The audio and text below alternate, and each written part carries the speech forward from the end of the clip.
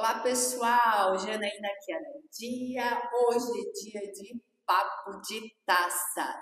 E nós estamos aqui no episódio número 1, a parte número 2, com essas duas personalidades conhecedoras desse tão profundo tema que é apaixonante, o vinho. Hélio Rossi, nosso sommelier, e o nosso outro sommelier, o Sérgio Benkendorf. Onde nós estamos hoje?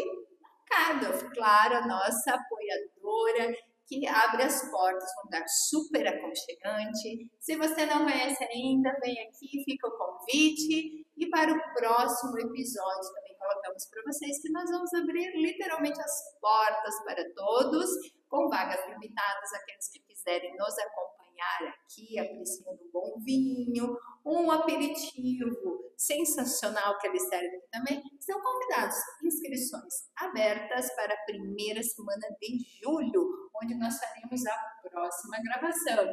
É isso, Sérgio? Eu acho que é isso, né? Então, assim, pessoal, se vocês não assistiram ainda a primeira parte desse episódio, vai lá que já está à tua disposição. Nós até simulamos vocês já entrando aqui na Cardoff e se preparando para saber escolher um bom vinho. Isso, Sérgio? É verdade. Olha, aguardamos todos vocês. Mas agora, essa próxima parte, desmistificar alguns termos, técnicas. E agora, questão de tanino, corpo, acidez. Nós já estamos aqui apreciando um bom vinho. O Sérgio daqui a pouco vai passar as instruções, né? E informações técnicas desse vinho maravilhoso. Mas tanino. E aí, o que falar do tanino? Tem bastante coisa para falar do tanino. Não, gente, é assim, para a gente poder se entender um pouco melhor, a gente precisa entender três elementos fundamentais desse vinho, que é o tanino, a acidez e o álcool. A gente precisa entender como funcionam esses três para a gente conseguir desmistificar o vinho inteiro. Então, vai a partir disso que a gente consegue entender um vinho que custa muito caro, que dura 30 anos, 40 anos, 20 anos, e um vinho que custa bem barato, que vai durar 3 anos ou 4 anos. É por esses elementos que a gente consegue desmistificar o vinho. Então, o tanino, por exemplo, o tanino é um fenólico, né? Então, acho que a maioria de vocês já ouviu falar em polifenóis, né? que algumas frutas são, e tem bastante evidente isso no amadurecimento, e a uva, principalmente, ela é fundamental que essa uva tenha muito de todos os fenólicos. Então, um desses fenólicos que é muito importante é o tanino. O tanino é aquele que dá uma astringência na boca, e a gente tem que entender essa astringência. Por isso que, quando a gente está começando a tomar vinho, não podemos tomar vinhos com muito tanino, porque você vai se incomodar com aquela amarração de boca. É como se você estivesse comendo um caqui verde, uma banana mais verde também. Esse é um tanino. As frutas têm tanino, né, de uma forma geral. Principalmente, as frutas cítricas não, mas essas frutas doces, elas com pouca acidez, elas têm muito tanino. E o tanino, ela está sempre na casca. E o tanino existe para quê? Né? O tanino é uma forma da uva se proteger de ataque de alguns predadores. Então, por exemplo, um zangãozinho que tenta furar aquela casquinha para se alimentar da polpa, ou da água, ou do açúcar, ou da acidez, vai se incomodar com o tanino. E por isso que ele existe. Ele existe para isso, para ter para criar uma dificuldade de ataques em determinadas frutas. E para nós, ele é um fator de longevidade do vinho. Junto com o álcool e junto com a acidez, você consegue medir a longevidade desse vinho. Então, isso é um tema muito profundo, é um tema simples. Estou simplificando agora, mas a gente chega lá um dia, né? Você vai chegar lá. E aí, quando a gente começar a falar sobre isso de uma forma mais técnica, vocês vão ficar bem felizes porque vocês estão entendendo tudo. E a acidez, gente, ela é fundamental. Junto com o tanino, é fundamental. O álcool é bem interessante, porque o álcool no vinho, ele pode ser de um teor bastante alto de álcool, e você tomar esse vinho e não sentir álcool nenhum na tua boca, porque esse é o correto. Você não pode sentir, porque, para vocês terem um panorama geral, quando a gente fala de acidez, quando a gente fala de tanino, amarra a boca. Quando a gente fala de acidez, ela provoca salivação muito intensa. Quanto mais acidez tiver, mais salivação vai provocar. E o álcool, você não vai sentir. Agora, digamos que você tome um vinho e você sinta queimar a sua boca. Isso é álcool. Esse álcool está em desequilíbrio do vinho. Esse equilíbrio que o vinho tem que ter entre esses três elementos é fundamental. Porque o álcool você não pode sentir. A acidez não pode arder a sua boca, porque se arder a boca é muita acidez, é uma acidez desequilibrada. E se esse tanino estiver intenso demais e você não sentir uma salivação correta, o tanino também está desequilibrado. O vinho é feito desse equilíbrio.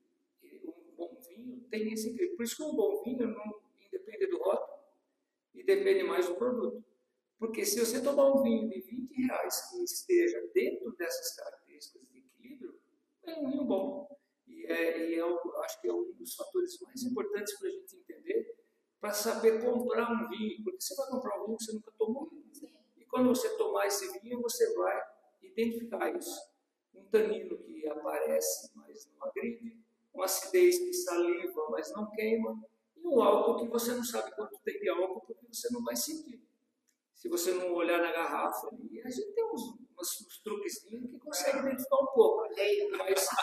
Mas na boca, impossível. Você não vai conseguir saber se esse vinho é alcoólico ou não. E se você considerar ele alcoólico, é porque ele está te machucando. E se ele machucar a tua mucosa, está desequilibrado. Esse eu acho que é um fator assim, muito importante para a gente conseguir começar a entender sobre vamos tomar um vinho. Além de todo o resto que a gente já falou no episódio anterior, eu acho que isso é um elemento bastante interessante para vocês também absorverem. Verdade. E complementando o que ele está falando, pessoal, se o pessoal tem dúvidas de como é que eu sinto o tanino na boca, né? A gente fala o tanino e tal. É um exercício, né? A gente vai degustando. Então você vai sentir, né, a parte superior do teu lábio grudar, né, na gengiva. Como ele falou, imagina quem nunca fez, até sugiro fazer. Pega a banana verde lá, dá uma mordidinha, você vai sentir realmente o tanino ali, e isso vai te ajudar. Parece uma brincadeira, mas eu falo porque eu já fiz isso. Peguei a banana lá no início dos cursos, falei, isso me ajudou muito a identificar no vinho o tanino, porque fica muito claro. Porque você reconhece. Exatamente. Aí você sabe com exatidão o que é o tanino, o que você vai sentir no vinho ali. Então isso é bem legal, bem bacana. Tem um exercício legal que a gente pode falar, acho que dá para falar agora, que é quando você vai tomar um vinho, a gente, no mundo do vinho, quando a gente está trabalhando técnica, a gente não fala tomar vinho, a gente fala degustar vinho. Mas você está começando, você vai tomar mesmo. Mas nós vamos dar um truquezinho. Olha aí. Um truquezinho de exercício técnico dentro da degustação para você identificar o teu tanino.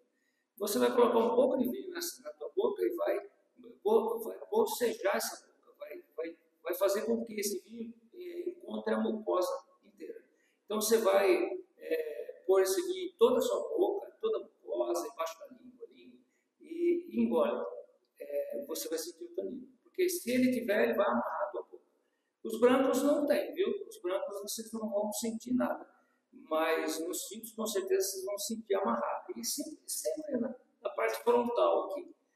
Amarra o teu lábio interior, vai apertar junto com os dentes, aqui você vai sentir. Esse tanino não é ruim, não se preocupe, porque assim, tem muito tanino, não é ruim. A acidez você vai sentir no fundo de boca. O fundo de boca, assim, aqui atrás, nas laterais da língua, você tem as papilas, as glândulas salivais, que elas vão começar a reagir em função daquele tanino. O teu cérebro manda salivar para fazer uma limpeza. E é isso que você tem que observar. Observou isso, e você entendeu ali que você tem um tanino e tem uma acidez que estão em equilíbrio, por exemplo, uma quantidade de tanino e uma quantidade de acidez suficiente para fazer essa limpeza, aí esse não sentiu o álcool, está equilibrado. Melhor ainda. Então façam aí, tentem fazer essa experiência, depois a gente quer que vocês comentem o resultado, para ver se a gente precisa corrigir alguma coisa, se eu falei alguma coisa errada aqui, a gente corrige. Exatamente. Estamos aí para aprender juntos aí. E até porque dá tempo ainda de pegar a tacinha. Quem não pegou a taça, pega a taça. É o nosso brinde. É mesmo, gente. Aproveita aí, pega a sua taça e brinda com a gente. Aê! Porque esse é o papo de taça. Exatamente. E saindo um pouquinho do script aqui, mas a ideia é essa leveza, esse papo. Já disse, papo de taça, né? O que você achou do vinho, velho? Bom, fazer uma análise desse vinho é bem difícil. Porque se eu começar a falar, a gente não vai parar mais. Então, pega a taça, pessoal, e acompanha. Fantástico. Vamos lá. Então, gente, esse vinho aqui é um vinho italiano, é de uma uva bastante interessante, que é a Montepulciano, de uma região chamada Abruzzo. Então, ele é muito peculiar, porque ele é um vinho que tem cor bastante intensa, muito rico aromaticamente, fantástico, muito rico. Então, aqui você vai ter, eu aqui, só conversando com vocês e a taça pertinho aqui, eu já identifiquei aqui cassis, um pouquinho de, como que é o nome daquela fruta das bolinhas? A romã, um pouquinho de romã, né? Então, assim, é um vinho muito intenso, e estou falando em romã, né, gente? Estou falando em cassis, então veja, o quanto vocês têm que fechar dentro desse raciocínio do aprendizado para poder. Mas aqui a gente encontra umas ameixas secas também, um pouquinho de aquela mora preta. E geralmente nos tintos a gente vai encontrar sempre frutas vermelhas e frutas negras. E esse aqui, a característica dele é ter mais frutas negras em função da própria uva e em função do lugar também. Uma ameixa também. Uma ameixa. Mirtilo, com certeza também, eu havia esquecido aqui. O mirtilo também. E o equilíbrio de boca desse vinho, né? É um vinho que o Sérgio fez esse exercício ali, vocês devem ter reparado, ele fazendo. O pessoal faltou ele. Maravilhoso. Mas assim, não, isso não faça, viu, gente? Só a bochecha. Você vai sentir aqui o tanino, vai sentir aquela acidez que eu estava comentando, e vocês vão ter a percepção de que esse vinho, primeiro, não tem álcool nenhum, né? E ele tem quantos? 13,5. 13,5. Então, veja, é bem interessante. Então, quando vocês tiverem a oportunidade fazendo esse exercício, façam lá o teste mesmo, do jeito que a gente está comentando. E se quiser depois falar com a gente, né, escreve direitinho quais são as suas impressões, para a gente poder ir corrigindo devagarinho essas propostas que a gente está oferecendo. E até dúvidas, se vocês têm dúvidas, sugestões temáticas que os nossos profissionais aqui, os nossos sommeliers, eles vão preparar a cada episódio algo muito especial. Mas se vocês já tiverem sugestões, podem mandar, tiverem dúvidas, porque os episódios eles são gravados, então fica à tua disposição, compartilhem, curtam, façam os comentários, que a nossa ideia realmente é pegar aquela sistemática da Inloco, transmitir informações, compartilhar experiências e que vocês realmente nos ajudem a promover toda essa divulgação de conteúdo qualificado. Sérgio, mas fala um pouquinho para nós sobre a nossa patrocinadora de hoje. Bacana. Bom, a importadora Italy's Wines, tá? É de Curitiba e é um grande parceiro da Carlos. Novamente, agradecemos, né, por nos disponibilizar esse belo exemplar, né? Fantástico, super equilibrado, como ele descreveu, realmente complexo, delicioso, extremamente gastronômico. Só, já vou responder. Fiquei pensando, vamos ver se eu estou certo, porque a gente está com o chefe aqui, né? Um ragu gostoso, harmonizaria super bem também, não é, chefe? Olha aí, vamos entrar Se eu disser que não, se eu disser que não, mas pô, aqui está entre amigos, que é certo, o que é errado, né? Eu acho que aqui o cordeiro fica. Cordeirinho também. Aí é demais. Mas assim, o vinho italiano como um todo é um vinho muito gastronômico. Sempre muito gastronômico, porque é essa acidez mais proeminente, né? Que faz com que esse vinho fique gastronômico. Então, isso vocês vão aprender um dia. Olha aí. Mas aí, Vamos ter episódios sobre harmonizações. Então, para frente. Mas voltando à nossa a Icarus Wines, agradecemos, né? É uma importadora especializada em microvinícolas italianas. Então, bem interessante. E a Carla tem eles aqui como fornecedor, né? Temos o portfólio aqui deles. Então, e nos nossos episódios, com toda certeza, teremos outros rótulos, né? Com certeza. Aí, E um dia, fale lá. nós vamos pegar um vinho, vamos mostrar para vocês esse vinho, e vamos degustar esse vinho, e aí a gente vai propor também para vocês terem esse vinho, para a gente degustar junto. Perfeito. Legal. E outra coisa também, que eu acho que é bastante importante, é a gente falar de vinhos brasileiros. Verdade. Nós vamos também ter bastante oportunidade de mostrar para vocês como é que está a vinificação no Brasil, quais esses vinhos que nós estamos tomando hoje, que são brasileiros e são muito bons. Espetacular. Então hoje a gente tem coisas bastante interessantes para falar do Brasil. Claro. Como aquele Merlot, você degustou comigo, né? E surpreendeu, né? O Hélio e outros colegas sommeliers também, e é 100% brasileiro, de Serra Gaúcha, e lembra muito vinhos italianos, né? Muito. Então mas o Brasil, de uma forma geral, tem muito essa característica, né? A gente tem uma característica do vinho brasileiro desde sempre. Hoje a gente está muito melhor, né? Porque hoje foram corrigidas algumas coisas que eram muito problemáticas, mas o nosso DNA sempre foi mais italiano, sabe? Nossos vinhos sempre teve um pezinho maior na Itália, assim, do que a gente foge um pouco do contexto do Novo Mundo, porque os nossos vinhos eles têm essa expressão mais europeia, muito italiana. Não, mas bem legal. Acho que nesse episódio, né, do Brasil, nós trazemos esses vinhos brasileiros. Eu acho que isso é muito importante, porque, querendo ou não, as pessoas têm essa questão de julgar. O vinho brasileiro não é bom. Não, como a Janina comentou, existem no mundo, qualquer parte do mundo, você vê vinhos bons e vinhos não tão bons, porque, como ela falou, existe vinho ruim, né? Você tem tão bom e não tão bom. Então, a ideia é essa. Acho que é muito legal isso, a gente trazer vinhos brasileiros, né? Espumante não precisa nem falar, porque somos referências, né? Mas os vinhos realmente, tem grandes vinhos aí, não só do Rio Grande do Sul, mas o Espírito Santo, né? A Vinícola Tabocas, lá do nosso amigo lá, né? E outras regiões de Minas, São Paulo. Então, assim, tem muita coisa legal para poder compartilhar com vocês. E é legal porque, assim, pessoal, a cada episódio nós vamos colocando a divulgação antes da parte ou do episódio, e você já vai ter na descrição o vinho que está sendo apreciado naquele episódio. Como disse o nosso sommelier Hélio, vocês podem já adquirir o vinho e durante, né, o episódio você já vai degustando junto com a gente. Podemos fazer isso com vinhos bem simples, né, com vinhos com um vinho moderno, assim, que todo mundo pode comprar, sem problema nenhum, vamos degustar junto aqui. E aí a gente também vai querer depois a opinião de vocês. Isso, a gente deixa, inclusive, disponível já na descrição da chamadinha de cada um dos episódios, cada uma das partes, o vinho e o local onde você pode encontrar. Então, é muito legal. Se você certamente mencionar que você está indo através do Papo de Taça, quem sabe um desconto vai valer a pena ali também, né? As ideias vão surgindo.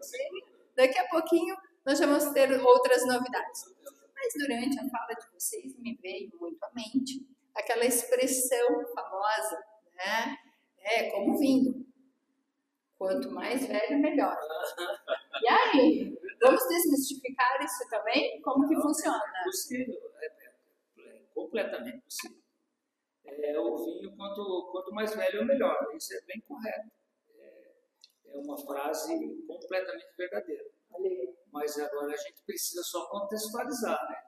Vamos considerar que eu tenho um vinho que seja um vinho muito superior, que seja um vinho muito estruturado, aquele tanino, acidez, lá, numa intensidade muito grande, e esse vinho certamente vai durar bastante. Então, esses vinhos são aqueles vinhos que vão amadurecer durante o tempo dentro da garrafa, vão criar outros elementos, vão favorecer toda a parte de paladar, de aroma, de boca, dentro da garrafa. E ele vai precisar de tempo para isso, né? E depois eu posso um dia a gente fazer um apanhado aqui só falando por que isso acontece e o que acontece dentro da garrafa. Mas para vocês terem uma ideia então, mais rapidamente, esse vinho vai durar muito. Então esse vinho, quanto mais velho ele for, melhor. Mas ele tem uma data de validade. Está sempre escrito ali que no vinho não tem validade, né? Mas aqui, na verdade, a gente não considera o vinho um produto simples, como ele vai vencer dia tal, assim, mês tal, dia tal, ano tal. Aqui o vinho, ele é um elemento vivo, ele é um elemento completamente vivo. Ele tem dentro dele, ele tem bactéria, ele tem micro-organismo, ele é cheio de micro-organismo fazendo um monte de coisa lá dentro. Então ele é vivo, por isso que a gente considera vivo. E ele um dia vai morrer. Quando tudo isso acabar, ele morreu. E quando ele morre, não dá mais para tomar, nem depois que ele estiver muito velho. Até dá para tomar, né? A gente até toma umas... Mas não é que ele esteja com defeito. Não, ele não está com defeito. Ele vai oxidar completamente, ele vai mudar completamente a característica inicial dele. A característica original dele vai mudar tudo. Ele vai ficar muito... A oxidação vai fazer isso, né? Vai transformar toda aquela carga aromática bem bacana que existia numa carga de cheiro muito ruim. Esse vinho, ele tem uma data. Ele não quer dizer que ele vai durar 30 anos. Agora, se ele for durar 30 anos, a perspectiva que a gente tem, se ele for bem guardado, com 30 anos abrindo ele, você vai tomar um bom vinho. Ainda vai tomar um bom vinho. Mas, partindo desse princípio, eu tenho vinhos que duram 10 anos. Então, quanto mais velho ele ficar, melhor. Mas quanto mais velho, para a idade que ele tem, para a idade que ele é possível chegar. Não dá para você pegar um vinho que dura 3 anos e tomar ele daqui 15 anos, porque não vai ter jeito. Então, assim, eu só vou tomar... Eu comprei um vinho que dura 6 anos, mas eu não sei disso. Mas eu só vou tomar uns 15 anos do meu filho. Escuta-se muito isso. E o menino nasceu hoje. Então, não dá, não vai conseguir isso, não vai tomar vinho nenhum. Mas se você comprar um vinho de 30 anos e teu filho nasceu hoje, você pode dizer, olha, quando ele fizer 18 anos eu abro esse vinho. Porque ele vai estar bom. E vai estar muito melhor, inclusive. Né? Então é nesse sentido que a gente tem que raciocinar. O vinho, quanto mais velho, melhor. Mas quanto mais velho, para cada idade que cada um vinho é capaz de chegar, entendeu? É nesse sentido que a gente tem que entender. Não é qualquer vinho, nem qualquer idade. Sim, exatamente. E isso com frequência, o legal também, né, com a carta, eu consigo ter acesso, né, direto ao consumidor, e isso eu vejo constantemente, justamente isso. O pessoal fala, eu comprei tal vinho e está guardado 10, 15 anos. Aí você começa a conversar com a pessoa, você vê que aquele vinho é para 3 anos, então para 2 anos. Aí você fala, olha, desculpe, mas aquele vinho já não existe mais, né? Você não precisa abrir, guarda a garrafa. Exatamente, deixa lá. Então tem que tomar muito esse cuidado, né? Porque faz toda a diferença. Mas um vinho de guarda, como nós já tivemos o prazer de degustar, né? É excepcional. É uma estrutura totalmente diferente, a cor dele, os aromas. Muda tudo. E assim, se ele tiver ainda íntegro, ele já não vai ter tanta sanidade mais, ele é muito velho. Mas mesmo assim ele mantém integridade. E quando você pega um vinho, a gente tomou um 93 esses dias lá. Nossa. Nós tomamos 2 em 1993, um francês e um italiano. E os dois estavam perfeitos. Mas você olhava para a cor dele, já estava feia, estava uma cor oxidada, mas já é característico pela característico, porque ele vai oxidando mesmo, ele vai, com o tempo ele vai perdendo. Mas estava fantástico. E o equilíbrio. Estava falando, né? Isso. Então é muito interessante isso, porque um vinho antigo, existem até algumas confrarias que são especializadas em vinhos velhos. Eles esperam o máximo possível para poder abrir esse vinho e tomar. Para quê? Para entender o que esse vinho foi lá no começo, o que ele foi no meio de vida e o que ele está sendo agora. Então, assim, é uma análise muito interessante que se faz e eu acho bacana isso. Sim, é muito. Até porque, assim, a gente estava comentando no outro episódio, mais uma vez, vocês que não acompanharam a primeira parte, aliás, do episódio número 1, vai lá que está à tua disposição, mas a questão da cultura, da história, todo vinho guarda em si muito conteúdo. Muito conteúdo. histórico, né? Mas tem que ser bem administrado a questão, né? A ideia tem que ser bem administrada, no sentido de que eu quero comprar um vinho comemorativo para quando nos 15 anos do meu filho eu poder abrir. Ok, mas eu tenho que conhecer. Tem que conhecer. Aí não tem escolha, você vai ter que conhecer. A gente vai chegar num momento que a gente vai falar muito de rótulo, vai explicar como que a gente consegue ler o rótulo, como que vai facilitar a vida da gente lendo o rótulo, mas hoje é o nosso primeiro. Então, dá para falar tudo de uma vez só, tem muita coisa. Tem 10 anos de podcast. Nós vamos muito tempo. Daqui a pouco o Vinícius vem nos acompanhar no podcast. Meu filho, gente. Então, ele veio para sentar aqui para ajudar a degustar. Então, assim, vamos comprar um vinho para comemorar no dia. Então, vamos. Isso, olha, qual a dica? Porque o Vinícius hoje tem 10 e meio. Então, a gente pega um vinho para quanto? Para 8 anos. Então podemos comprar um para 10, né? Para garantir. Ele já estará apto a degustar. Exatamente. Degustar. Mas pela tradição italiana, né, a gente já começa aos 16 a degustar. Mas eu posso, por exemplo, dar um spoilerzinho aqui. Esse vinho aqui, por exemplo, ele é 2021, é um vinho muito novo. Ele ainda tem estrutura aqui para ainda mais uns 6 anos. Então, assim, a gente eu imagino que até 8 anos desse vinho, bem guardadinho, ele vai sempre melhorar. Em função do que ele apresenta para nós aqui. O tanino que ele tem, que está bem equilibrado, né? Mas ele ainda tem uma perspectiva de amadurecimento aqui dentro da garrafa. Então, eu acredito que esse vinho dure mais de 6 a 8 anos. Eu acho que ele ainda consegue durar. Mas é só para vocês terem um parâmetro de tudo que a gente está falando aí também, para não pensar, pô, esses caras estão falando loucura. Estão viajando. E outra situação que me veio à mente agora. Gente, a gente fica passando a tacinha aqui, que são os nossos microfones. Nós somos, assim, pessoas extremamente criativas. Então, nós ficamos aqui já com os nossos microfones também para, né, facilitar aí o som para todos. Então, assim, tem também aquela expressão, já virou vinagre. E o que significa isso? É real ou não? Mito ou verdade? Quer falar assim? Bom, virou vinagre. Né? Essa questão do relacionado, me corrija lá, né, mestre? Não, ácido acético. Não, o professor aqui, pô, é só aluno, eterno aluno, né? Agora deixa eu fazer o parênteses. Lembrando os protocolos, como sempre, deixa eu fazer o parênteses. Porque, assim, eu fui conhecendo, claro, já conheço o Hélio há mais tempo, meu eterno mestre aí, sommelier, o Sérgio, parceiro, que eu conheci recentemente, mas pelo que eu captei, ele não era um simples aluno que ia lá e se contentava em passar, né, absorver, aliás, o conteúdo. Ele realmente se dedicou, ele foi atrás, ele fez muitos cursos, ele se aprofundou. Então, ele tem total gabarito de como um aluno de excelência, hoje um mestre, sommelier. Vamos lá, agora é com o nosso sommelier, Sérgio. Não, Sérgio, mas fica à vontade, eu sei que você vai dominar isso, mas a gente mas assim, é questão de respeito, né, gente? Não é porque eu estou aqui na frente do Hélio, mas é um cara espetacular, uma forma que ensina incrível, encantadora.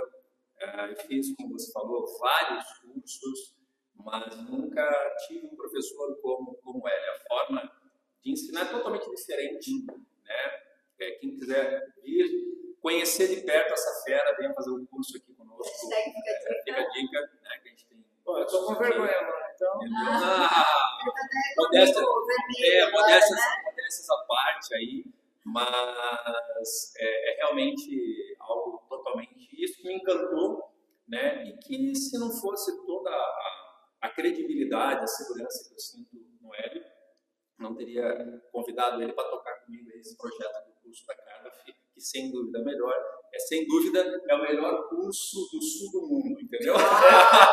Entendeu?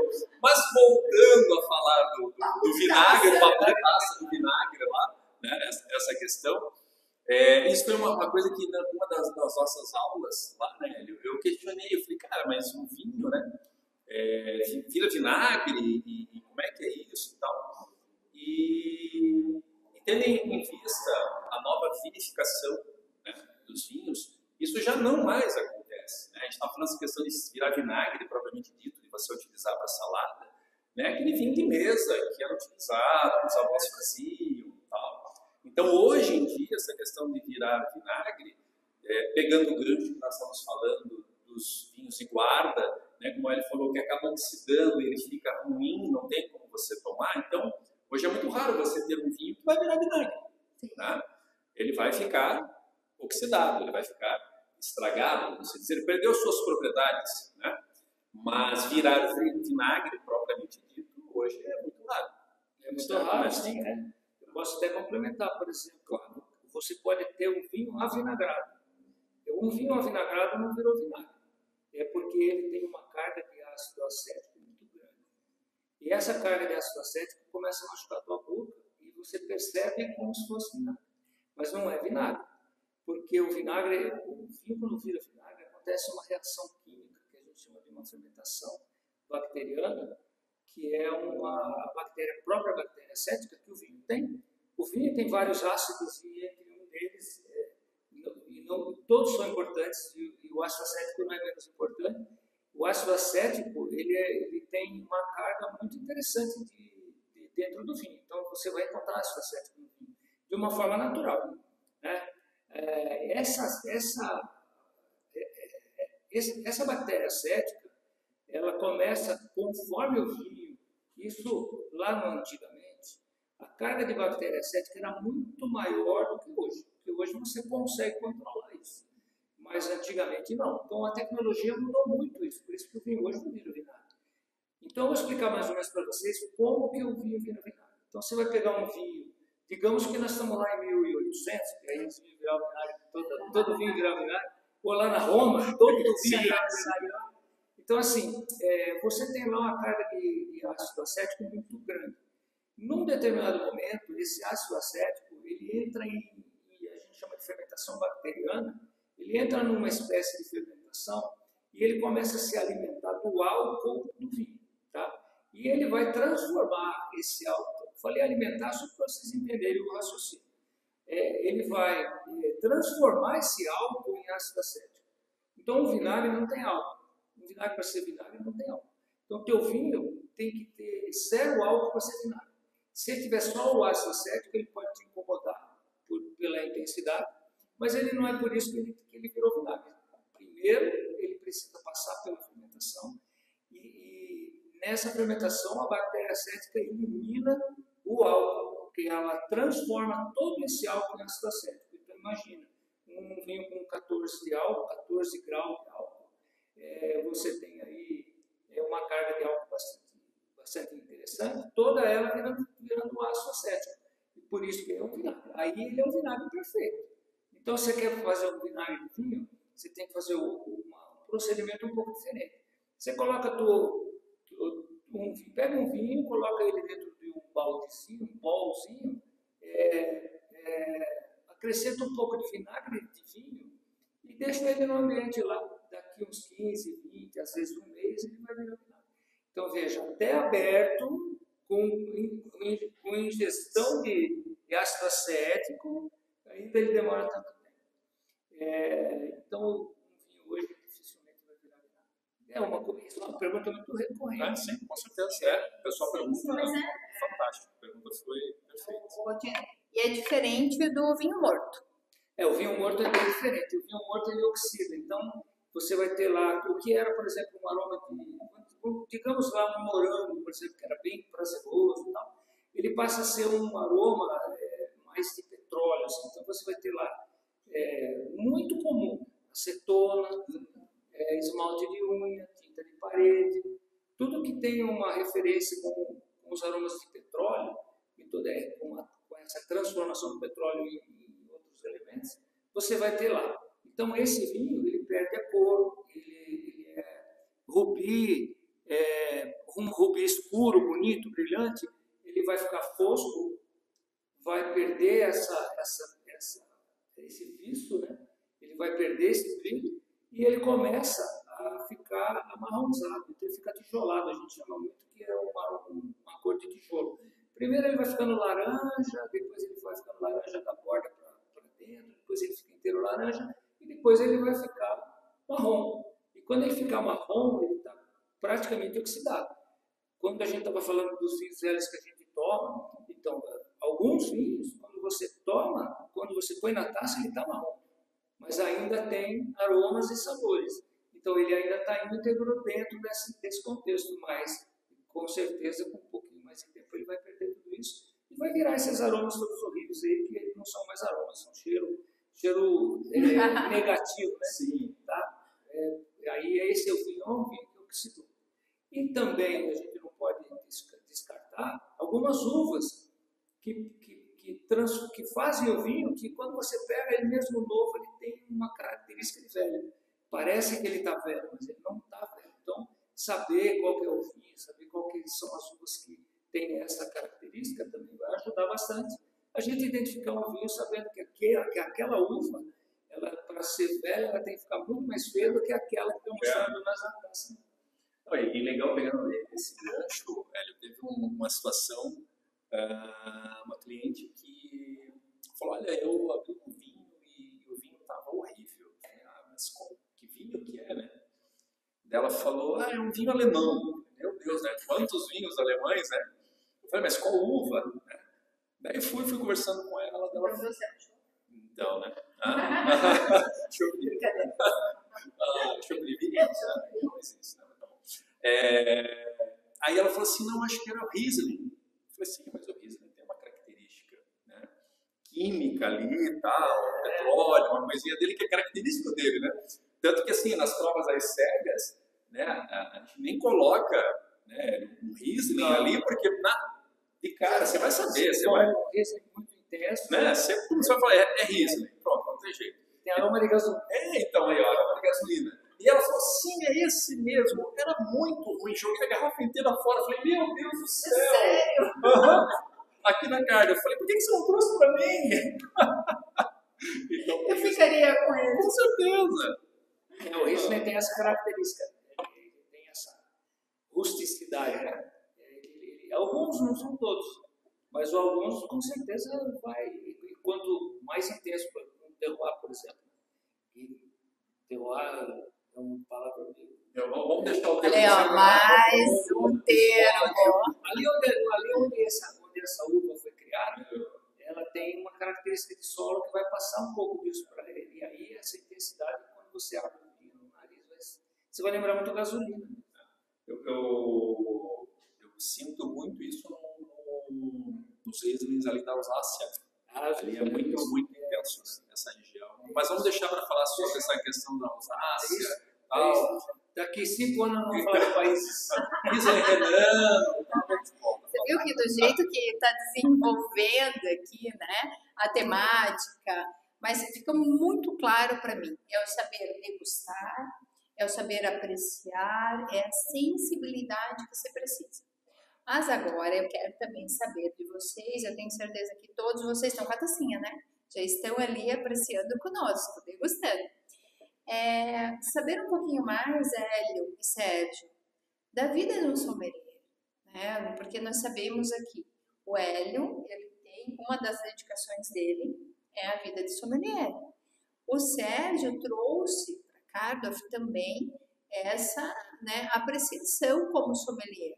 Eu gostaria que vocês dois, cada um da sua forma, demonstrasse para nós, né, compartilhasse com a gente aqui de uma maneira bacana, como que tem sido, como que é a vida de um sommelier, porque às vezes aqueles que estão nos acompanhando, como eu, gostam de realmente apreciar, degustar.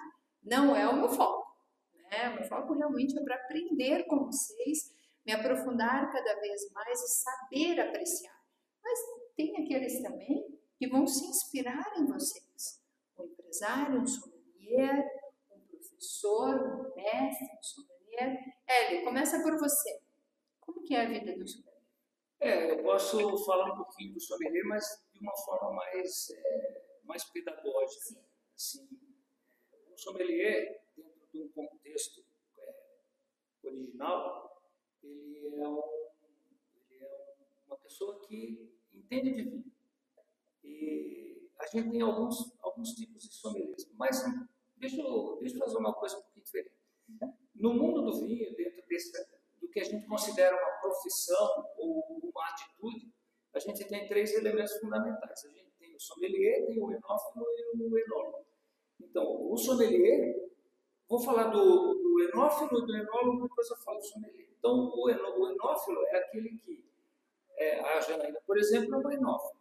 Aprendeu sobre vinho, e ela também continua estudando sobre vinho, ela gosta de vinho, ela participa das degustações, mas ela não tem nenhum compromisso comercial com isso. Ela vai, se diverte lá, mas ela entende. Aqui. Isso, ela entende vinho, então ela é uma enófila. O enólogo é aquele que faz o vinho. Então o enólogo ele também vai ser um sommelier, né? Até empiricamente ele vai ser um sommelier, não precisa nem estudar para isso.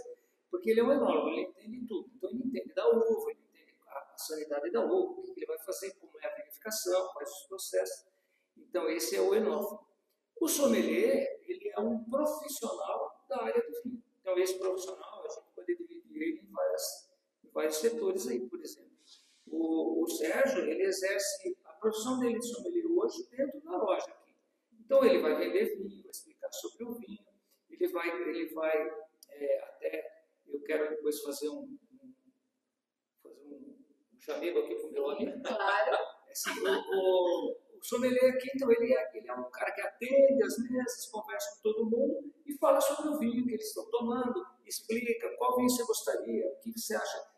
Você vai comer tal determinado prato, se você pegar esse vinho, você vai ter um prazer um pouco maior. Esse é o sommelier. E o sommelier, por exemplo, de uma loja de vinho convencional. Então, ele é um sommelier. Ele já não tem um compromisso de atender uma pessoa numa mesa, mas ele vai ter sempre que ter um conhecimento suficiente para poder falar sobre o vinho que está fechado, que a pessoa deu. O que você me fala sobre esse vinho? Então, esse é o sommelier. De todos, para ser sommelier, como eu penso, tem que estudar muito. Não pode nunca parar de estudar. Mesmo o enófilo não vai parar de estudar, porque o enófilo gosta disso, ele vai estudar. O sommelier, quando quer ser profissional, às vezes ele esquece um pouco de estudar. Então, um sommelier de restaurante é uma outra vida. É um sommelier que cuida da adega, ele tem que ter responsabilidade sobre o estoque, ele tem que conhecer todos os rótulos, ele tem que atender o cliente de acordo com o que o cliente gosta. Então, ele vai ter que entender em pouco tempo, né, em 1 minuto, 2 minutos, o que esse cliente está precisando para poder ficar feliz aqui no restaurante. Então, é muito delicado.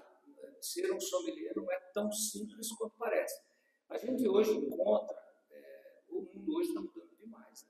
Então, o próprio sommelier tem mudado muito de comportamento, mudado de atitude, tem mudado um pouco dos conceitos. Eu sou um pouco contra isso. Eu acho que o sommelier tem que atender os conceitos corretos para ser um sommelier. Numa loja de vinho, é aquela pessoa que vai favorecer a tua necessidade, vai te ajudar a escolher vinho. Isso é uma coisa bem bacana também. Como professor, eu não sou nem uma coisa nem outra, né? Eu sou os dois. Então, assim, eu também tenho uma formação de enologia, mas eu me preparei e continuo estudando, não porque eu sou sommelier, porque, além disso, eu sou um apaixonado pelo produto também. Então, eu acho que o sommelier ele é muito sério, tem que ser muito sério. Quando você é robista, você vira um enófilo. Né? E a gente gosta muito eu, por exemplo, eu adoro enófilo, porque eles estudam. A gente tem conversas muito interessantes. O sommelier ele para de estudar, porque também, se ele for trabalhar só não tem tempo, entendeu? Então, assim, mas a profissão de sommelier é muito bonita e muito legal. Então, por exemplo, você vai trabalhar numa loja de vinho. Se você for um bom sommelier, você vai se destacar muito vendendo. Porque a venda fica fácil. Quando você sabe do produto que você está vendendo, você entende do que você está fazendo, essa venda fica fácil. Você não precisa ser um expert em vendas, porque você já tem todo o conhecimento suficiente para isso. Então, na minha opinião, mais ou menos é isso. Uau! Sérgio, agora é contigo. Então vamos lá. Bom, realmente eu acho que às vezes as pessoas acham que tem um glamour, né? Glamour. sommelier é só glamour, é só festa, é só aquela coisa, aquela bomba, né? Não é, gente, não é. Como se diz, falando por mim, tá? Pela Carla, a gente tem muita seriedade, eu tenho muita seriedade no que nós fazemos. Aqui dentro, para vocês terem uma ideia, não tem um rótulo, pegando o que o Hélio falou, que eu não tenha degustado, que eu não conheço. Por quê? É o meu trabalho, é a minha seriedade. Eu não posso colocar aqui simplesmente por colocar, porque o rótulo é bonitinho, ou, nossa, eu vou ter uma margem maravilhosa. Não. No entanto, que bate, o Hélio sabe, bate na porta um monte de gente querendo vender vinho, e o fator é, olha, você quer entrar dentro da Carlos, ou você me leva para uma degustação, para que eu possa avaliar o teu portfólio, saber o que é bom, o que não é para colocar aqui dentro. Porque todo mundo, quando vai vender algo, vai dizer que é maravilhoso, né? É tudo 100%. Mas quem tem que avaliar sou eu. Né? Eu tenho a responsabilidade com o que entra aqui dentro. Então, e é muito estudo. Né? Eu acordo, gente, todos os dias, 5 horas da manhã, estudo no mínimo 1 hora por dia. Tá? E o Hélio sabe quanto eu estudo, porque enquanto eu estava fazendo aula com ele, era 11 horas da noite, eu mandava mensagem para ele. Eu acho que ele queria mandar eu para a caixa de prego. Não estou mentindo, Hélio? Né? Mandava mensagem para ele, professor, estudar isso, estudar aquilo, né? Terroir, que vocês vão entender o que é, enfim. Né? Então, eu tenho esse compromisso. Né? Eu amo a minha profissão, eu amo o que eu faço, eu amo o vinho, né? E tenho um compromisso comigo e com todos os meus clientes, né? Desde que a pessoa que entra aqui para comprar um vinho, né? Ou sentar na mesa para degustar um vinho ou um prato, independente, o mesmo compromisso com todos. Né? Mas tem isso, às vezes as pessoas pensam no glamour. Né? Mas para quem realmente deseja ser um profissional de excelência, já ainda precisa estudar muito, tá? Porque não dá para parar no tempo. Né? As coisas evoluem. Eu fui numa degustação e nessa degustação dessa empresa eu conversei com outro sommelier amigo, né? Que viaja o mundo, contei essa história para o Hélio, viaja o mundo inteiro, querido. A cada semana ele está numa parte do mundo escolhendo rótulos para trazer para o Brasil. E aí ele perguntou para mim, Sérgio, como é que está lá? Carlos, não vai dar tempo para te visitar, cara, amanhã cedo eu já viajo para Londrina. Daí eu falei para ele, pô, Lucas, está muito legal, o portfólio lá está assim, sensado, eu trouxe vários produtos de Krikova, Krikova, nunca ouvi falar. Vai te catar, você está o mundo inteiro viajando, cara, como se você não conhece? Ele falou, não, cara, né?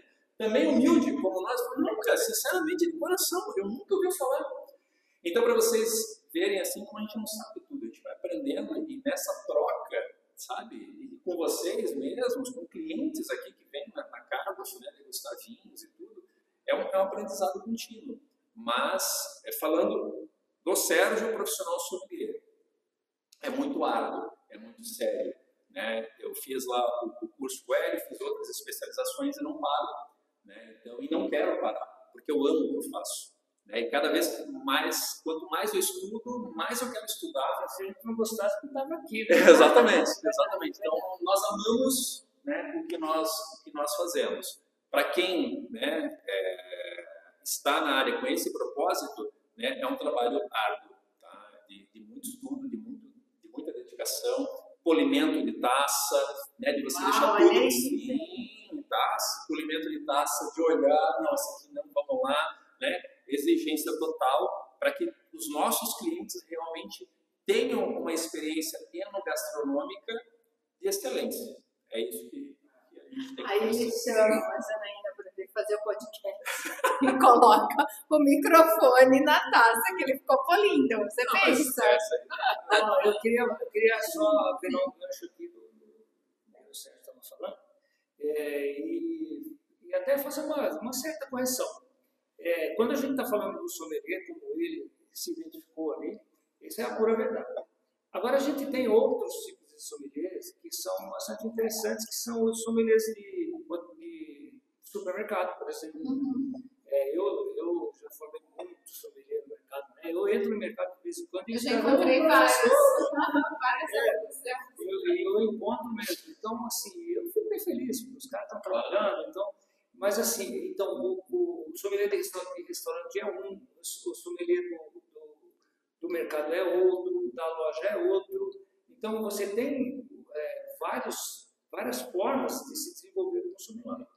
O que eu gostaria de ser sommelier de uma vinícola muito famosa, lá na Itália, assim, né? Olha, Aí eu ia ficar bem feliz. Os sommeliers que trabalham com rotulagem, que são esses que procuram, esses são os mais felizes, porque ele até não precisa estudar muito, porque ele vai tomar história no local, né? Não, mas brincadeiras à parte, a gente tem só que pensar nisso. Né? E o sommelier que trabalha em restaurante, ele sofre muito mesmo. Esse sofrimento é real. Porque ele tem que trabalhar muito mais do que só ser sommelier. Sim. Mas não é ruim, não. Vai muito além do que vocês possam pensar, né? O sommelier está ali te dando orientação, te dando sugestão da harmonização. Né? Eu falo por mim, quantas horas antes está cuidando da adega, está cuidando, né, do portfólio que entra, que sai, né? Tem todo um bastidor que muitas vezes as pessoas não veem, né? Então, assim, são muitas horas. Nossa, muita dedicação. E tem outra coisa, gente, também, vocês um dia vão aprender isso, vocês vão aprender isso com a gente, aqui, com certeza. É como identificar um vinho, né? E como identificar um bom sommelier. Vai ser facinho identificar um bom sommelier. Quando vocês encontrarem no restaurante um bom sommelier, vocês vão identificar na hora que é um bom sommelier. Se for nosso aluno, melhor ainda. Melhor ainda, com certeza. Mas assim, tem muito sommelier ruim também no mercado, sabe? Porque tem muito curso que não oferece exatamente o que o sommelier precisa aprender. Claro. O que não acontece com a gente aqui, porque eu sou um cara chato pra caramba para ensinar. E aí eu fico obrigando as pessoas a aprender. Isso é verdade. Olha, se eu apanhei desse homem, vocês não se fazem ideia. Eu sou uma enófila. É isso? Como enófila, que hoje me descobri aqui, olha que legal. Eu vou dizer para vocês, o Hélio, ele topa todas as nossas aventuras. Topa, né? Então, assim, eu disse eu quero aprender como que é aquela técnica de sabrar. Agora eu sei fazer a sabragem. E ele topou. Eu disse, não, eu quero aprender, minha comadre faz, eu também quero fazer. Aí ele me explicou, ele se dedicou realmente a essa parte, porque ele não quer só te ensinar, ele quer que você compreenda de onde vem a história, como que foi e tudo mais. Uma técnica, Juliana, e eu digo para vocês, eu consigo, mas ele já me falou, não, você está indo meio pela força, não é a força, é a técnica. Né? Então, assim, nós vamos desenvolvendo isso também no decorrer. O Sérgio, por sua vez, ele vem aqui, se dedica, ok, com tudo que ele falou, mas o que eu acho mais interessante é o gosto de acordar cedo, de se dedicar, de fazer, de buscar, porque assim, ó, o que a gente já percebe, a cada rótulo, cada garrafa tem uma história, tem uma dedicação, tem algo especial guardado ali, né? E nós vamos te ajudar a desvendar tudo isso. E para que isso fique ainda mais harmonioso, né? Sem falar em harmonização ainda, é que você nos traga as suas sugestões, as suas dúvidas, né? O que realmente você sentiu ao nos acompanhar nesses momentos. Hoje a gente está encerrando a segunda parte do primeiro episódio, mas nós teremos tantos outros. Nós já temos pessoas aguardando para estar aqui conosco na gravação do segundo episódio, aqueles que quiserem, né, Sérgio? Que façam as suas inscrições e estejam, nós vamos limitar também para que todos fiquem à vontade, se sintam aqui confortáveis e sintam isso que nós estamos sentindo agora, né? O absorver de informações, a troca de experiências, cada um. Eu sou a curiosa do negócio, que gosta realmente de instigá-los, e eles vão trazendo, conforme cada uma das indagações, eles vão nos trazendo a experiência doutrinária, a experiência vivenciada, a experiência de quem gosta de fazer o seu diferencial. Porque profissional, eu sempre falei em sala de aula isso, né? O profissional de todos os tipos está cheio por aí. Mas, para o bom profissional, aquele que quer fazer o seu diferencial, sempre vai ter uma oportunidade, né, Sérgio? Com certeza. O Sérgio aí, ó, mudou radicalmente a vida dele, o Hélio se dedicou radicalmente a esse estudo tão aprimorado, e eu, assim, faz parte do meu hobby, faz parte daquilo que eu gosto. My Joyce, e ia ser apenas um episódio My Joyce, a gente criou esse episódio para você. Então, compartilhe, façam realmente essa divulgação, curtam, comentem, que nós precisamos também do teu feedback para enriquecer cada vez mais. Vou passar agora para eles darem aquele gostinho do próximo episódio para cada um. E aí, pessoal, brindando conosco.